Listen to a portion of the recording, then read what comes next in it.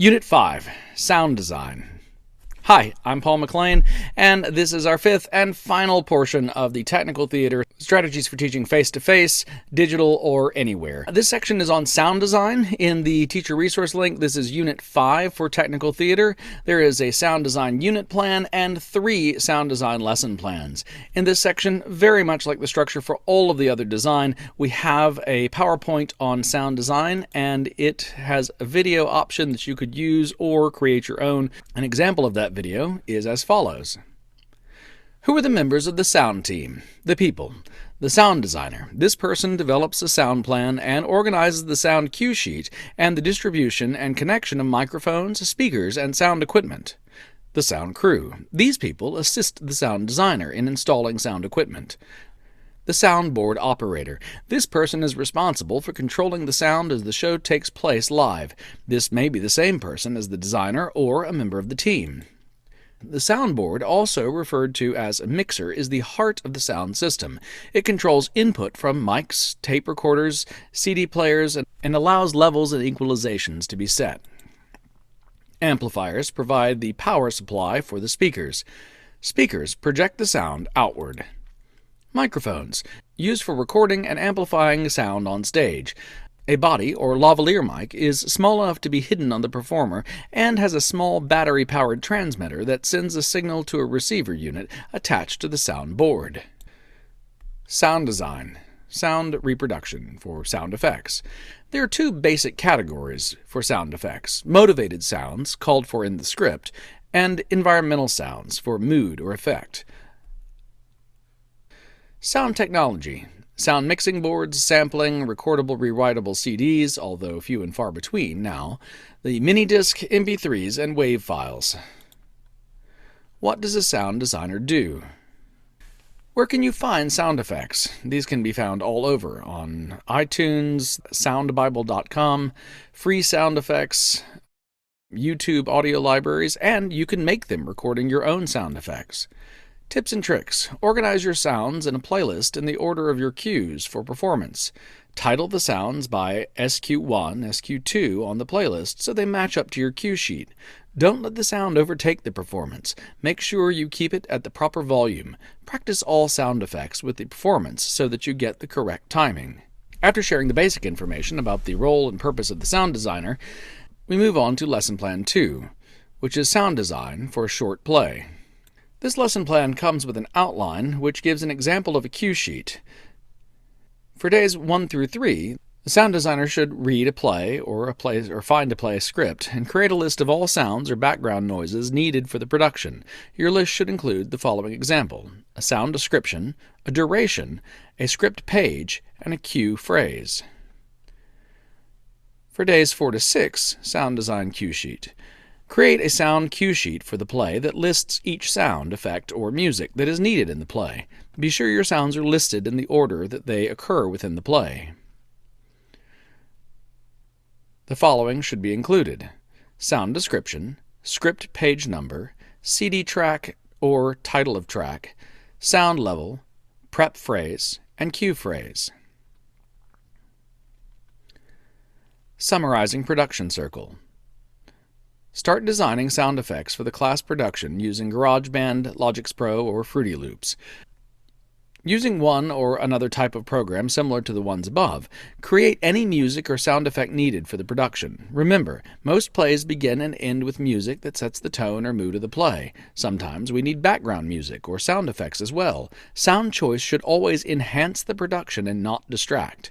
Share songs and sounds to iTunes and create a new playlist. When you are finished, let the director hear all of the sound choices. If the director approves of everything, great. If not, make changes and let the director hear your new ideas. Make sure you are completely done before you take your sound and music to the director. Do not waste their time. If you finish before the final day, you should sit and watch the play. Make notes in your script of any places where you may want to add more sounds or revise the sounds that you have. At the end of the process, run the sound cues while the play is being read aloud or performed. For Lesson Plan 3, the outlines for the Georgia Thespians former sound system setup technical challenge is included. This section might not be as useful for students at home as they will not have access to a soundboard and an amplifier as well as a speaker and microphone. However, this is a great exercise if you are in the classroom and do have access to all of those things, because the troubleshooting associated with this project is one of the best examples for assessing a problem and analyzing one variable at a time until you've solved the issue at hand. That's it for sound design. Again, these are things that can absolutely be done remotely, they can be done in the classroom, and they really are intended as just an introduction to the areas of design. Unit 6, Technical Theater 1, is called Executing a Production. There are 2 lesson plans associated with this unit.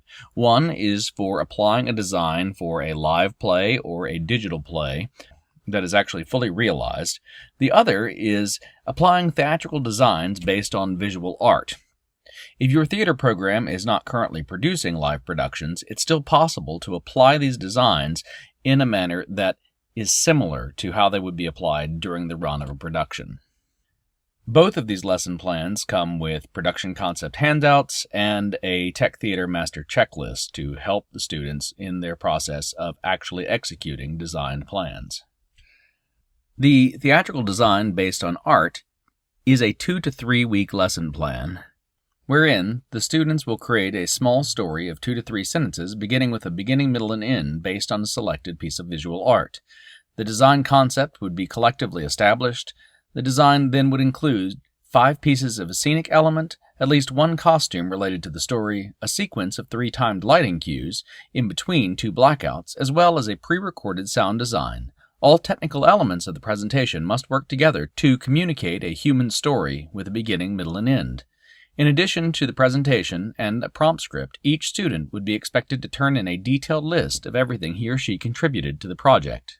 Again, if you have any comments, questions, or just want to continue on a conversation with other theater teachers from across the state, please join us at Godot Communities and check on the theater group. Sign up for whatever subgroup that best fits you, be it middle school theater or high school theater, and become part of our professional learning community. Thanks so much.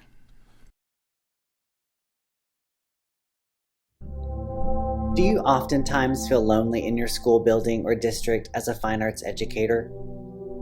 Do you find it hard to feel supported by teachers and administrators who don't fully understand our specialized fine arts content areas? Do you ever wish there was support, guidance, and even encouragement from other fine arts teachers and fine arts administrators from across the state of Georgia? Do you crave collaboration and connection with other like-minded fine arts teachers?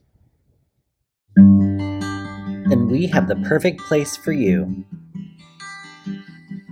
Hey everyone, and welcome to Godot Community. My name is Casey Hall, and I am one of the Fine Arts Education Program Specialists here at the Georgia Department of Education. For most content areas, there are teams of teachers either in the school building or in the district that can provide one another with ways to collaborate, support, and connect so that they do not feel alone. However, for some fine arts teachers, we are often the only teacher in the school building and sometimes even in the district who teaches our specialized fine arts content areas. So it can sometimes feel rather lonely and difficult to find a community of teachers in our schools and districts that truly understand our unique perspective. With that being said, the Fine Arts team at the Georgia Department of Education wanted to offer fine arts teachers across the state of Georgia an opportunity to collaborate and connect. On Godot Community, fine arts teachers will be able to join groups of like-minded teachers who also teach their unique and specialized fine arts content areas to share thoughts, resources, strategies, and encouragement as a way of professional learning so that no one would have to feel alone. So what is Godot Community? It's a platform that has been developed by the Georgia Department of Education as a way to provide content-specific professional learning communities, or PLCs, for teachers across the state of Georgia to collaborate, connect, and support one another on a virtual platform. Much like social media platforms where you can join various groups on topics you are interested in, Godot Community offers teachers the chance to join communities of like-minded teachers in their own specific content areas to provide support and guidance, share ideas, resources, and strategies, and offer encouragement as needed for one another. So where do we sign up? It's easy. Head over to the Godot community website at community.godot.org and create an account using your district, RESA, or DOE email account to be approved. Once you've logged in, take some time to explore the platform. Check out some of the cool collaboration features such as the newsfeed, where all of the activity on Godot Community is housed, much like a social media activity feed. Make your profile look awesome by uploading a professional picture of yourself, adding your nickname or handle, as well as any other information you'd like to add.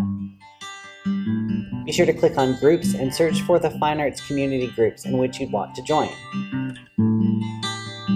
If you get lost, check out the user guide for additional information on the platform.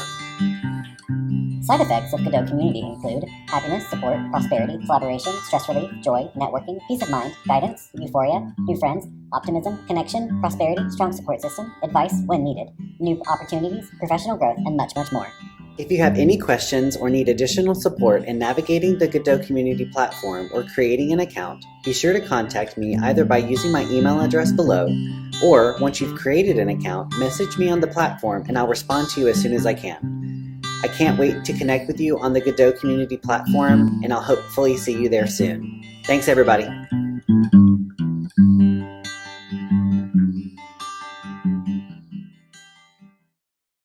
For additional questions, please contact the Fine Arts team. Jessica Booth, Paul McLean, Casey Hall.